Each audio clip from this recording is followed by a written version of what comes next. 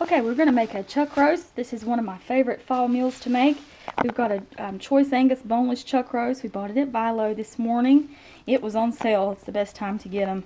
And one of the things that I always look for before, while I'm buying, when I get my chuck roast, is for some good marbling. See, here's some good fat here. Here's some in here. And there's some there. And you do the same thing with your pork.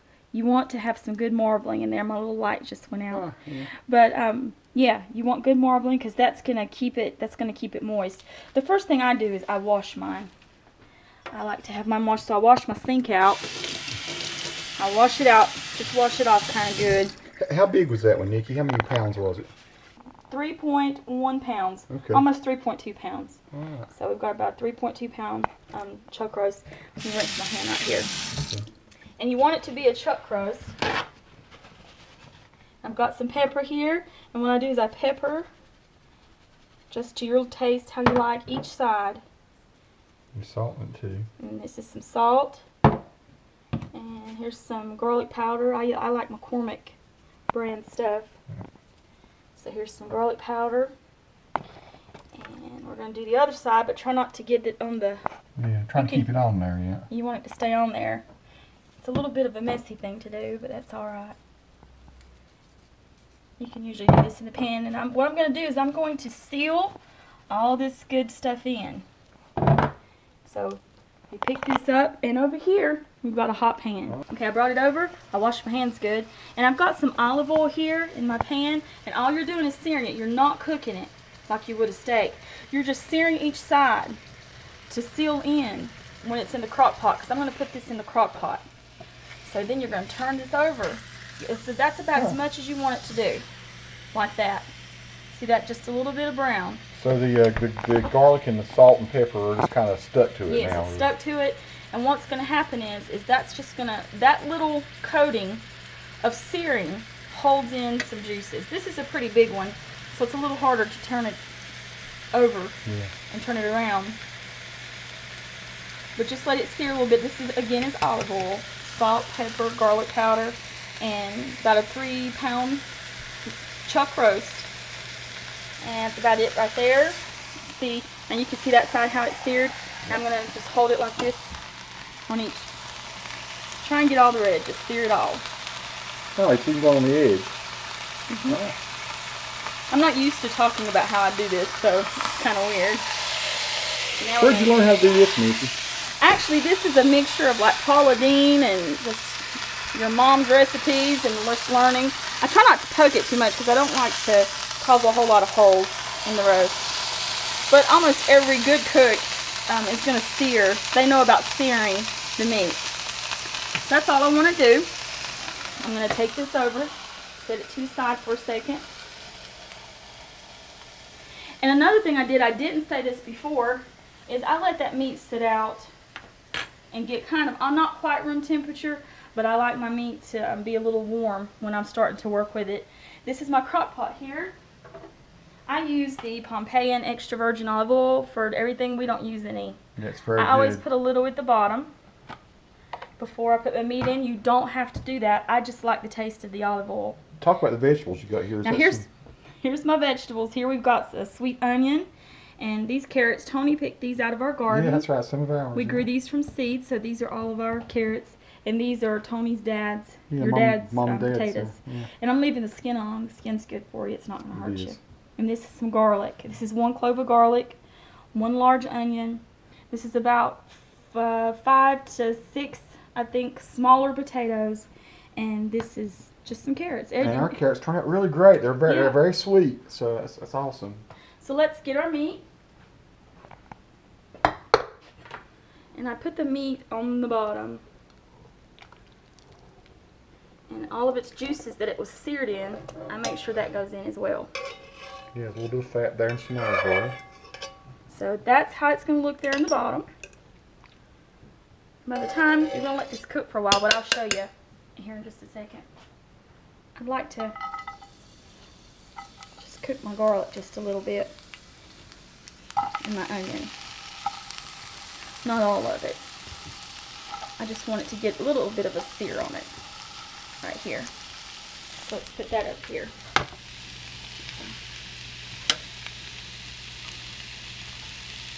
So I've cooked this for just a few minutes, and because they're in a smaller pan, the onions are sweating. They're not doing the caramelizing. I just wanted to get them a little bit, get that raw taste out of them. Now, if I really wanted to caramelize them, I would have put them in this pan, this real big pan here.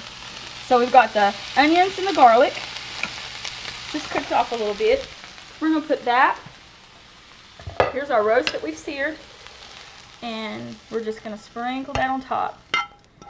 And there we go. Okay, the next thing I do is I add my potatoes. And I may not put all these potatoes. This looks like a whole lot. So we've got our potatoes. This is out of his dad's garden. His mom and dad's garden. Tony's mom and dad's garden. And we've got our carrots. So your roast is kind of getting it gets blanketed in there. We can use it all. It's not hurting. And since this is a crock pot, you can put a few more vegetables. So we've got, there's the rest of our vegetables. The next thing I use is 1 can. This is a 10 3/4 ounce can of golden mushroom Campbell soup. So I put that in. I've seen the other kinds of like cream of mushroom, but this is totally different. I've not seen this before. Golden mushroom. You can use cream of mushroom if you'd like, but this is the golden. Good, yeah. It's absolutely delicious. It makes for a very smooth and velvety roast. Velvety, like that. Yeah, gives it a velvet taste. And what I do is I fill up the can a couple of times because I like to get all the it needs a little water in there too, juices doesn't it? out of there. So you got 1 can here, just to keep it simple. Let's try and spread your soup around a little bit. Okay, so that's 1 can. Let's do another one. I'll stay out of your way this time.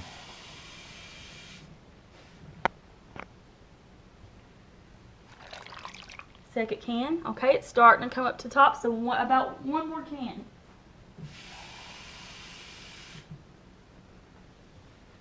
And some folks put 2 cans of golden mushroom soup in.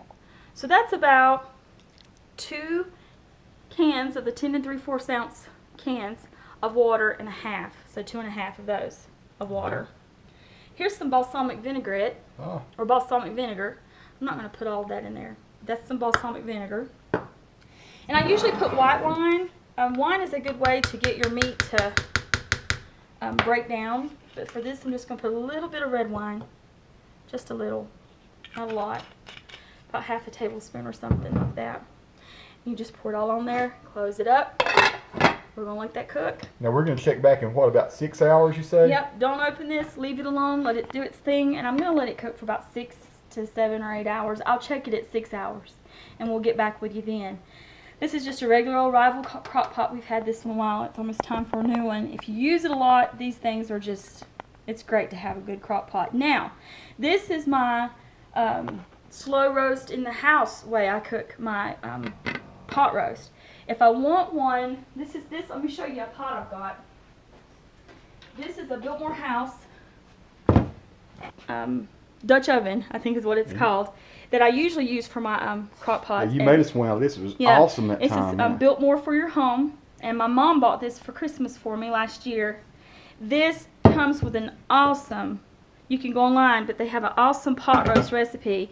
This is one of the best pots for a pot roast. And you're going to make us one of these again at some point. I'll make you another one, and we'll use the Biltmore House recipe.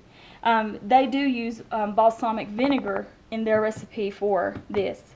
So it's, I know it was outstanding when you cooked it. Absolutely delicious. Yep. And to me, it tastes totally different than a pot roast you're going to get out.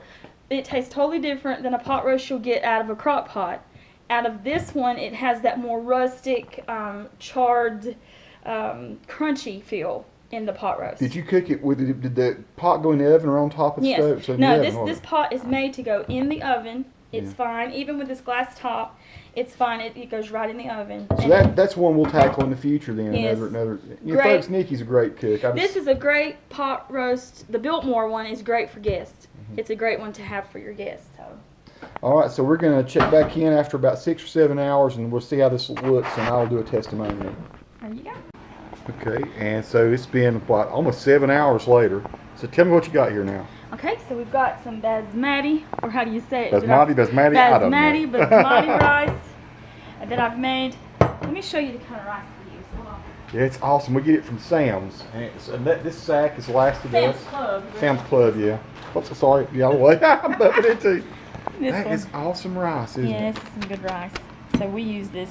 That's as been our almost rice. a year. I don't know, it's like probably 25 pounds of it that we bought. And you can.